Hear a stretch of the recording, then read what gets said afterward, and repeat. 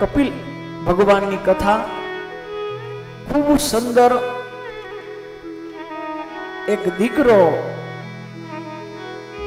સત્સંગ કરે અને એક માં બેસી અને કથા સાંભળે, એ જ ભારત વર્ષ છે. જ્ઞાનમાં જ્ઞાનીની કોઈ ઉંમર હોતી નથી અને જ્ઞાનીને કોઈ સંબંધ હોતો નથી.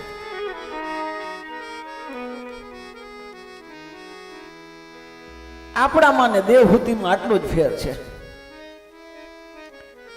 આપણે નજીક જે કોઈ આવે ને એનું મહાત્મ્ય ઘટાડી દે છે. કોઈ મોટું વ્યક્તિ આપણા નજીક આવે ને, સંસ્કૃતમાં તો કહેવાય છે અતિ પરિચય તવજ્ઞાહા. જેમ વ્યક્તિઓનો પરિચય થવા માંડે ને પછી જેમ નજીક આવીને એમ પછી એની અવગણના કરવા માંડીએ. આપણે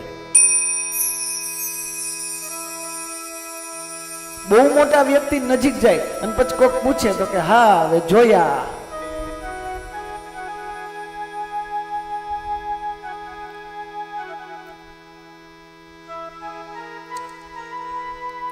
હું નથી કહેતો પણ ચાણક્ય કહે છે, ચાણક્ય કહે છે કે 3 વસ્તુની કિંમત આ 3 ને ન હોય.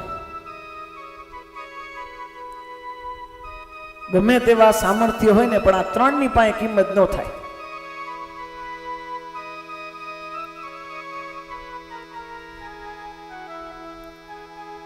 તો સૌથી પહેલા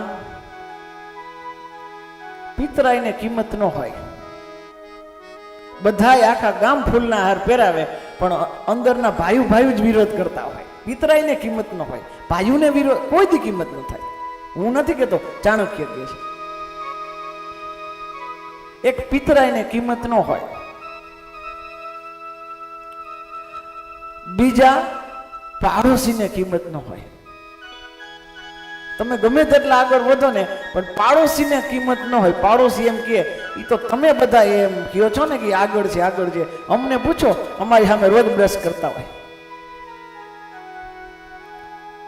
યાદ રાખજો, સફળ વ્યક્તિ બને ને એની ઓળખાણું બહુ કાઢે માણસ. તો પાડોશીને બહુ આમ કિંમત ન હોય. અને ત્રીજું તમે કયો તો કહી દઉં, કહું ત્રીજા કોને કિંમત ન હોય? હું નથી કહેતો, મારી બેનું ચાણક્ય કહે છે. એક પિતરાઈને ન હોય, એક ભાઈઓને ન હોય, પરિવારને એટલે જ્ઞાતિ ભાઈઓ આવી જાય ને, ભાઈ પિતરા એટલે ભાઈઓ. અને ત્રીજી કિંમત ન હોય એ પત્નીને કિંમત ન હોય.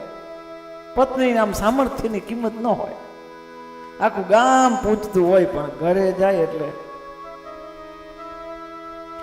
તો વિચાર કરો, એક દીકરો કથા વાંચતો હોય અને માં કથા સાંભળવા બેહે. આ દેવહૂતિ. જ્ઞાનને કોઈ ઉંમર સાથે લાગતું જ નથી. હો,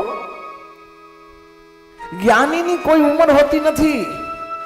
જ્ઞાન મેળવવાની કે જ્ઞાની થવાની કોઈ ઉંમર નિશ્ચિત હોતી નથી. ક્યારેક બનતું હશે આપણા પરિવારમાં એક નાનકડો છોકરો એવી વાત કરી જાય ને કે કદાચ આપણા ગઈઢાવે પણ ન કરી શકતા હોય. કારણ કે જ્ઞાનની કોઈ કિંમત હોતી નથી. ક્યાંય ઉંમર ન હોય, જ્ઞાનની ઉંમર ન હોય. તો દેવહૂતિ માં નીચે બહીન કથા સાંભળે ને દીકરો આહા ભગવાન સ્વયં સાક્ષાત શ્રી હરિ કથા સંભળાવે, સાંખ્ય શાસ્ત્રનો ઉપદેશ કરે છે.